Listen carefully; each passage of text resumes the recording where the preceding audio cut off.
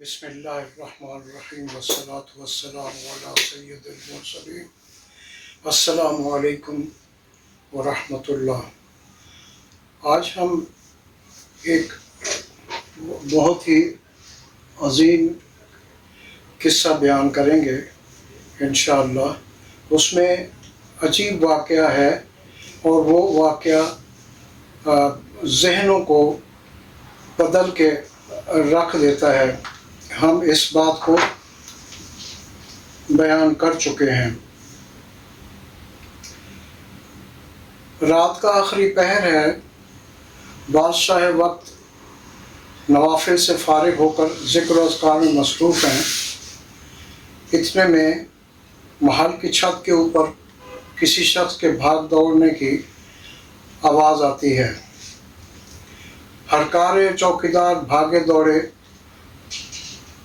پہنچے اور اتنے میں ایک شخص کو پکڑ لائے جس کے بال اڑے ہوئے تھے، کپڑوں کی حالت خستہ تھی اور خود بھی وہ خاصا خجل خوار لگتا تھا۔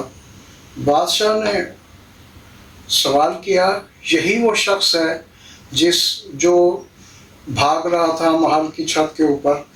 جواب ملا، جی ہاں یہی شخص ہے۔ تو بادشاہ براہ راست مخاطب ہوئے اس شخص سے کہ آپ کیوں یہاں پہ بھاگ دوڑ کر رہے تھے؟ اس نے کہا، جی میرا اونٹ گم ہو گیا ہے، میں اس کو ڈھونڈ رہا تھا۔ بادشاہ نے کہا کہ اونٹ گم ہوا ہے تو آپ جنگل بیابان میں، صحرا میں، کھیتوں کھلیانوں میں دیکھو، یہاں اونٹ کا، محل کی چھت کے اوپر اونٹ کا کیا کام؟ تو وہ عام سا شخص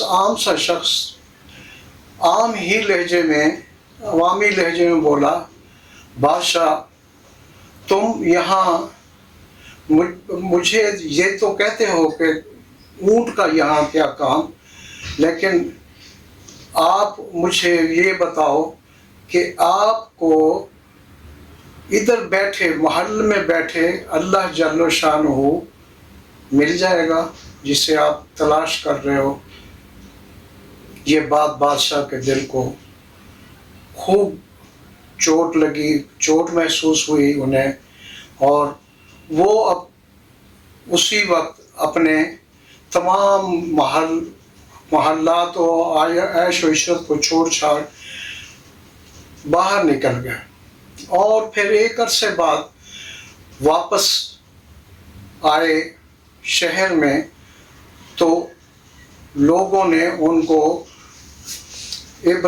شیخ ابراہیم بن ادہم کہنا شروع کر دیا، اور وہ مرجع خلائق بنے، اور لوگ ان سے رشد و ہدایت حاصل کرنے کے لیے دور دور سے آتے اور فیض پا کے واپس جاتے، اور ان کے دلوں میں اللہ جل شانہ کی محبت کا نور روشن ہو جاتا۔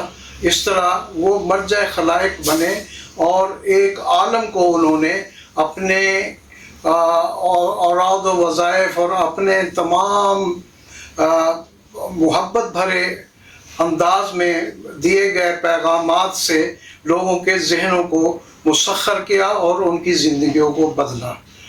وما علینا الا البلاغ۔